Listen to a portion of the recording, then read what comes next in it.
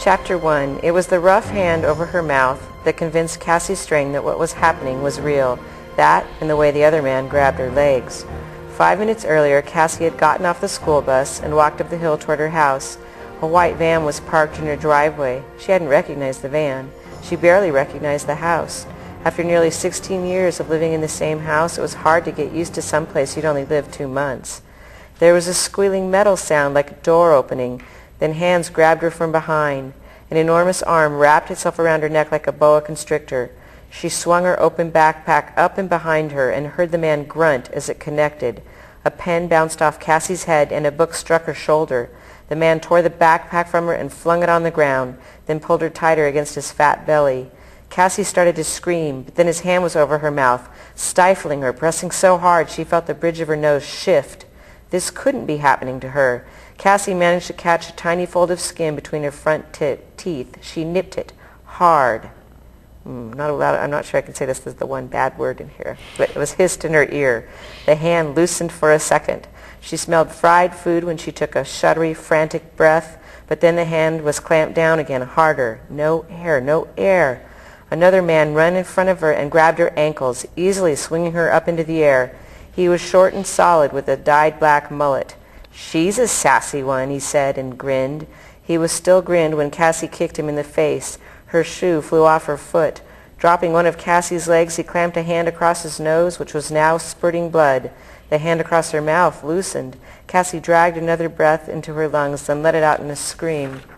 It wasn't as loud as she had hoped. There hadn't been enough air behind it. But surely her mother must have heard, or the neighbors then. One of them might be dialing 911 right now. The men grabbed her again. No nonsense now. The mullet-haired man lifted her other ankle and caught them both under his arm. The man behind her, the one she couldn't see, clamped his hand over her mouth again. Holding her between them like a rolled-up carpet, the men began to maneuver her around to the back of the van. The doors were open now. Metal bars divided the front bench seat from the empty back. The floor was bare except for a rubber mat and a 5 white-gallon plastic bucket. An iron bar was bolted on one wall, and from it hung a 2-foot-long loop of chain fastened with a metal lock. The guy holding her legs grunted as he tried to step back and up into the van. Cassie started thrashing even harder, hoping to throw him off balance. If she could just get her feet under her. She heard the front door bang open. Hope bloomed in her. Her mom! Cassie imagined Jackie with the phone in one hand and her stepfather Rick's gun in the other. That must have been what was taking her so long, unlocking the gun from its safe. Her mom ran around the corner. No phone, no gun. Instead, she held a suitcase in one hand. The other clutched a brochure with a starfish on the front to her swollen belly. Cassie almost didn't recognize Jackie. Her eyes were slits, red and swollen. Had they beaten her? Had they hurt the baby? Was her mom being kidnapped too?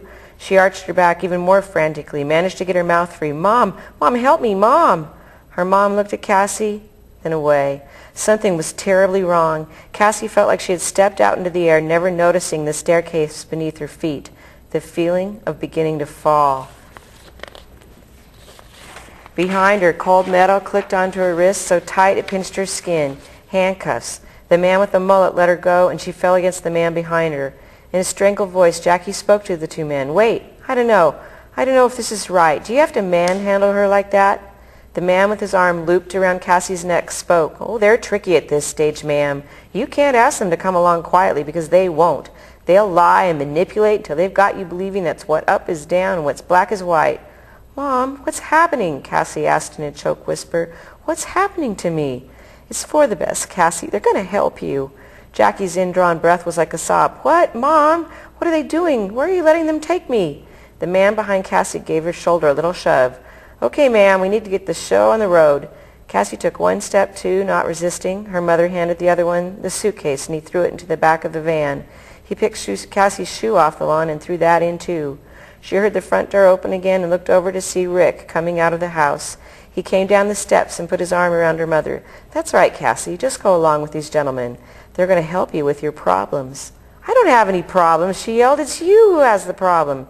"Cassie, I found the crystal meth in your room. Don't try to lie."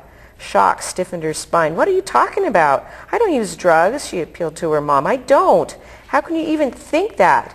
But instead of turning to her, her mother looked up at Rick, her brows knitting together. Be strong, Jackie, would you rather see Cassie in jail or dead? This is her only hope. The man behind Cassie shoved her. She sprawled onto the floor of the van, vainly trying to jerk her handcuffed arms forward to break her fall. Rough hands dragged Cassie forward and turned her so that she was sitting.